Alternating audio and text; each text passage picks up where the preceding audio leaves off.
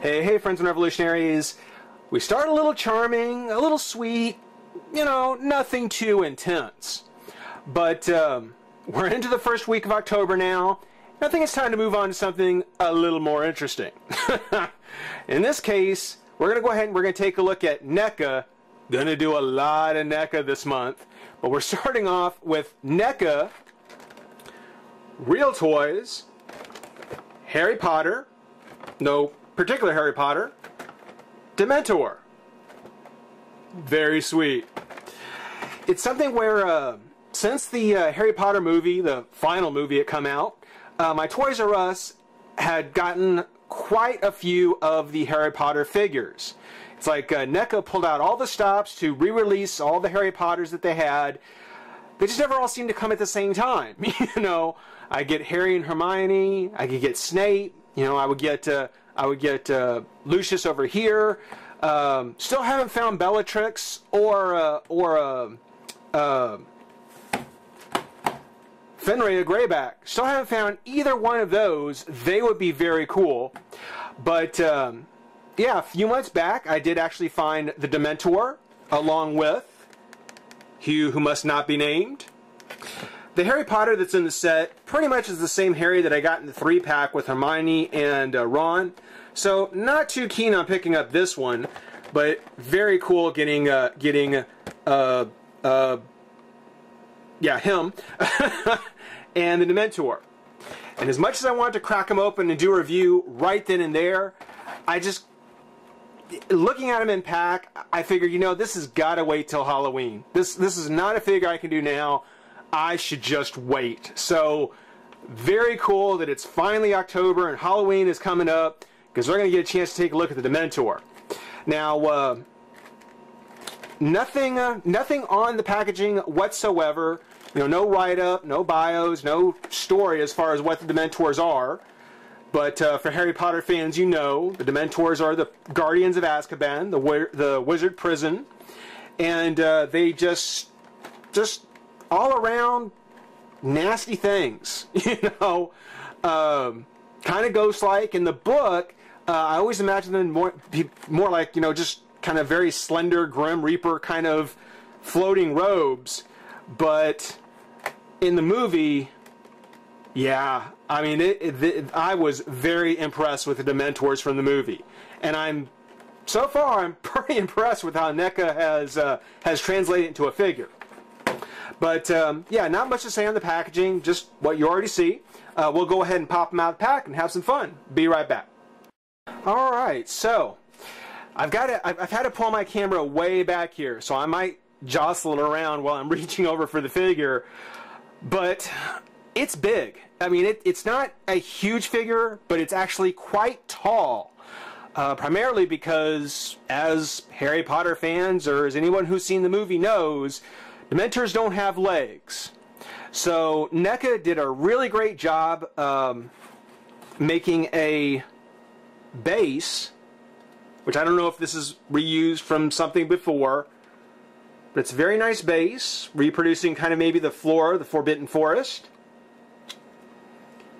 An acrylic rod for the Dementor to display on. And I mean, again, it's a fantastic figure. It's a beautiful piece to look at back here. Admittedly, again, with no legs, it's only really missing basically 2 points of articulation. But with what it does have, Neca has put its stamp on it as being a great figure to look at, but not really posable. By that I mean, first off, let me pop them off. I mean, it is again, a beautiful figure. It is just a fantastic looking figure, both in the sculpt and in the paint. I'm very rarely am I disappointed in how Neca does the painting on their figures. The sculpts are kind of hit and miss depending on what they're going for. But in this case, I love how they've done it. Of course, they've taken the soft plastic, the soft kind of PVC plastic and done multiple layers to create the robes. And of course they have them all tattered with holes, and you can see the wrinkles and the streaks in it. And they've really managed to give it that same kind of wet, kind of heavy rags that the Dementors had.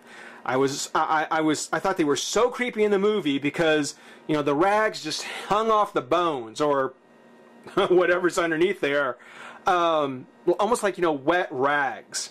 And because you can kind of see on the arms and the top of the head how it matches the color of the hands, you can kind of think that it's almost kind of a very fine material. It's very flowing. And Neca did a great job kind of reproducing that kind of floating, ghosty kind of thing. It's actually really, really cool. As you saw in the back, of course, you can see the bones in his spine. If you look, turn his head here, you can actually see the ribs. See his rib cage there. You can even see how it kind of comes underneath, and again, just makes it look like it's just wet fabric hanging off the bone. It's very eerie. The head, I won't say face, the head is a little disappointing because, you know, even in the books and in the movies, you know, they're described as being able to see, you know, where the eye sockets would be. You can kind of make out a nose, but you really can't see where the mouth would be. You know, there is something here, but I don't quite think that pays off as a mouth. And certainly there's no place where the eye sockets would be. So the head, yeah, I mean, it works. I love how there's the extra kind of veil hanging down here with the same kind of tattered look on it. But definitely needed a little more work around the eyes. You know, a new release of this with a little bit of a rework on the head would definitely be appreciated. But again, I just love how it has kind of the hanging feel. You look at it and you can just kind of tell, you know, this is kind of hanging off here and sticking together. Very, very creepy. The black base rubber has like a brown, kind of khaki black brush over it, dry brush over it. So you can definitely make out every fold in relief. It looks so cool. The head is on a ball joint, which just popped off. Didn't break, just popped off. There we go. Popped right back on. Okay. That could have been a blooper. But it is on a ball joint.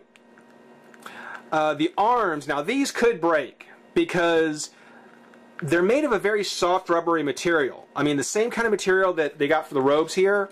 It looks like they use the same kind of thing on the entire arm. So the joint on the shoulder, there's a swivel and a hinge, but it is a little weak. And you can kind of tell that when you try and raise it up, the sleeves on the arm make it a little heavy, so it just kind of wants to come back down. So they'll come out to about that far and then slowly start to come back down. You can pose the arms right in front of it. You can have them up in the air, but with no articulation in the elbow at all, and no swivel in the bicep. Not that Neca really does those. It's a real shame that it's more for looks as opposed to being able to be posable. The hands, they do twist, and if you take a look at the hands with those veins and the long nails, again, very creepy. Would almost be nice if there was actually an accessory for him to hold. Not that Dementors really held anything.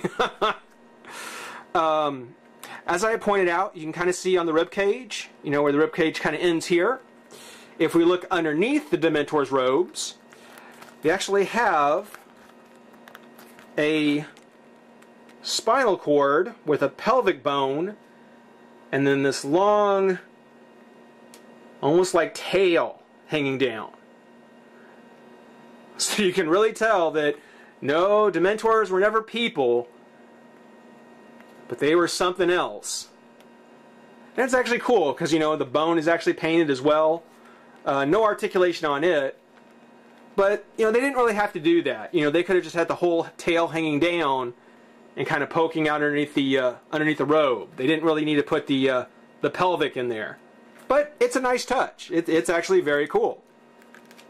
Not that not that you'd be looking up your Dementor's robes that often. Taking a look at the base, we'll take just a closer look at it. Oh, take out the pole first, I guess. Again, very nice. It's actually really good. You can kind of see here where there's the white, almost like the ice from the lake when they were attacking Harry, and then the vines to some big tree that we don't get to see. Underneath the robe, I don't know how well you can see it, but way up in there, you can see the hole where the peg pops in. And we'll see if we can stick that up in there. And then you go ahead and peg it in there. Whoop.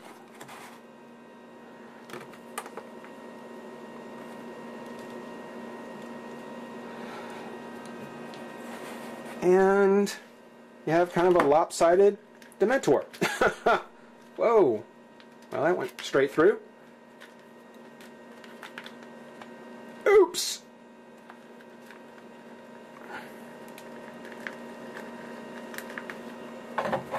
Okay, much better. much better. Okay, there you go.